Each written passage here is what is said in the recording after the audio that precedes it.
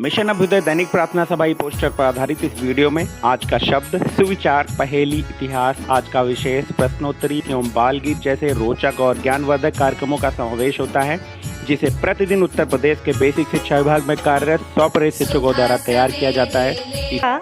ज्ञान होने के बाद भी हम उस पर विचार नहीं कर पा रहे हैं, तो ये हमारी सबसे बड़ी कमी है और इससे हमें बहुत नुकसान पहुंच सकता है। आप सभी ने सुना ही होगा कि जिस पेड़ की डाली पर बैठते हैं उसे नहीं काटते। क्यों नहीं काटते? क्योंकि जब डाली कटेगी तो हम भी नीचे गिर जाएंगे।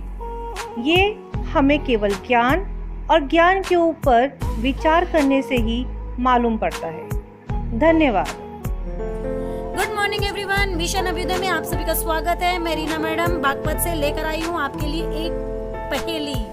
रात को नभ में चमका करता, जैसे चांदी की एक थाली, चोर उचक के लूट न पावे, लोटे हरदम खाली। चित्र को देखें और अपने दिमाग को घुमाइए, सोचिए सोचिए। बिल्कुल सही, आपका उत्तर है चांद, जो चांदी की थाली के जैसा लगता है और इसे कोई चुरा नहीं सकता। गुड मॉर्निंग बच्चों, मैं शिवानी आज की मॉर्निंग असेंबली में आप सभी को 12 जुलाई में हुई 2 महत्वपूर्ण घटनाओं के बारे में बताऊंगी। सबसे पहली घटना पानी में चलने वाले जहाज के बारे में है। 12 जुलाई सन 1823 में भारत में बने हुए सबसे पहले वाष्प जहाज का कलकत्ता, जिसे अब कोलकाता कहते हैं, में अनावरण किया गया। 12 जुलाई की दूसरी घटना बस सेवा से संबंधित है। हम सभी कहीं भी आने जाने के लिए बस से दूरी तय करते हैं और इन बसों को चलाने का फैसला सरकार करती है। इसी तरह भारत और बांग्लादेश के बीच भी 12 जुलाई सन 2001 में भारत के त्रिपुरा प्रांत की राजधानी अगरतला से बंगाल की राजधानी ढाका तक लोगों की सुविधा के लिए मैत्री बस सेवा शुरू की गई थी। तो ये थी आज के इतिहास की महत्वपूर्ण घटनाएं। धन्यवाद। नमस्कार, आज के मिशन अभ्युदय की प्रार्थना सभा के विशेष कार्यक्रम के अंतर्गत हम सब जानेंगे कोलकाता के बारे में। यह बंगाल की खाड़ी के शीर्ष तट से 180 किलोमीटर दूर हुगली नदी के बाएं किनारे पर स्थित पश्चिम बंगाल की राजधानी है। कोलकाता भारत का दूसरा सबसे बड़ा महानगर और 5वां सबसे बड़ा बंदरगाह है। यहाँ की जनसंख्या 2,29,00,000 है। इस शहर का इतिहास अत्यंत प्राचीन है। शहर को जहाँ भारत के शैक्षिक एवं सांस्कृतिक परिवर्तनों के प्रारंभिक केंद्र बिंदु के रूप में जाना जाता है, वहीं इसे महलों के शहर के नाम से भी जाना जाता है। महलों के इस शहर को सिटी ऑफ जॉय के नाम से भी जाना जाता है। धन्यवाद। नमस्कार, मैं शालू कुमार जनपद शामली से प्रस्तुत हूँ लेकर आज की प्रश्नोत्तरी। आज का पहला प्रश्न है, राष्ट्रीय विज्ञान दिवस कब मनाया जाता है?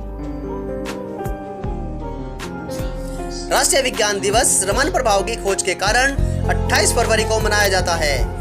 सीवी रमन को इसके लिए 1930 में नोबेल पुरस्कार और 1954 में भारत रत्न सम्मान मिला था। प्रश्न संख्या 2, मानव शरीर की सबसे छोटी हड्डी कौन सी है? स्टेपीज हड्डी। यह हड्डी कान में पाई जाती है। प्रश्न संख्या 3, मानव शरीर की सबसे बड़ी हड्डी कौन सी है? फीमर हड्डी। यह हड्डी जांघ में पाई जाती है और मानव शरीर की सबसे बड़ी हड्डी है। प्रश्न संख्या 4, मानव शरीर में कितनी पेशियां होती हैं? मानव शरीर में 639 पेशियां होती हैं। धन्यवाद। हेलो बच्चों, मैं आपकी अजिता मैम आज की कहानी लेकर आई हूँ, जिसका शीर्षक है मौत की सजा। बीजापुर के सुल्तान इस्माइल आदिल शाह को डर था कि राजा कृष्णदेव राय अपने प्रदेश रायचूर और मद्गल को वापस लेने के लिए हम पर हमला करेंगे।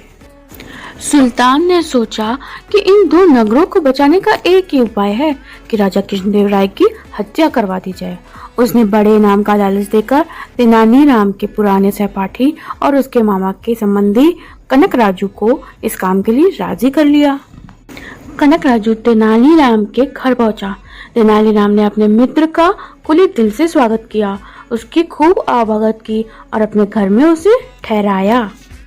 एक दिन जब तेनालीराम काम से कहीं बाहर गया हुआ था, कनक राजू ने राजा को तेनालीराम की तरफ से संदेश भेजा। आप इसी समय मेरे घर आए तो आपको ऐसी अनोखी बात दिखाऊं जो आपने जीवन भर न देखी हो। राजा बिना किसी हथियार के तेनालीराम के घर पहुंचे। अचानक कनक राजू ने छुरे से उन पर वार कर दिया।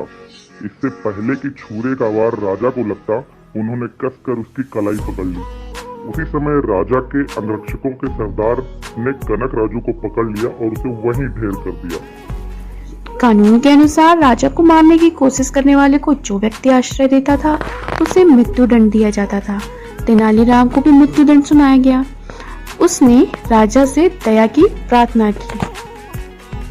राजा ने कहा, मैं राज्य के नियम के विरुद्ध जाकर तुम्हें क्षमा नहीं कर सकता। तुमने उस दुष्ट को अपने यहाँ आश्रय दिया, तुम कैसे मुझे इस क्षमा की आशा कर सकते हो? हाँ, यह हो सकता है कि तुम स्वयं फैसला कर लो तुम्हें किस प्रकार की मृत्यु चाहिए। तेनालीराम ने कहा, मुझे बुढ़ापे की मृत्यु चाहिए। सभी आश्चर्यचकित थे। तभी राजा ने हंसकर बोला, इस बार भी बचकर निकल गए तेनालीराम। हा हा हा हा। नमस्कार, मैं संजीव शर्मा लेके आया हूँ आज आपके लिए फिर एक और गतिविधि ERAG पर आधारित। आइए चलते हैं गतिविधि में। अच्छा बच्चों, तो आज आप तैयार हैं ना आज की गतिविधि के लिए? आज हम खेलेंगे अंकों का खेल। कैसे खेलेंगे? अभी जब प्रार्थना पूरी हो जाएगी तो आप जहाँ खड़े हैं यहाँ से चलकर अपने कक्षा कक्ष के दरवाजे तक जितने कदम चलेंगे उनको गिनेंगे और क्लासरूम में बैठकर फिर अपने दोस्त से भी पूछेंगे कि तुमने कितना चला। अब देखो किसके कदम ज़्यादा हुए। दोनों के कदमों को लिखिए और बताइए कौन ज़्यादा चला और कितना।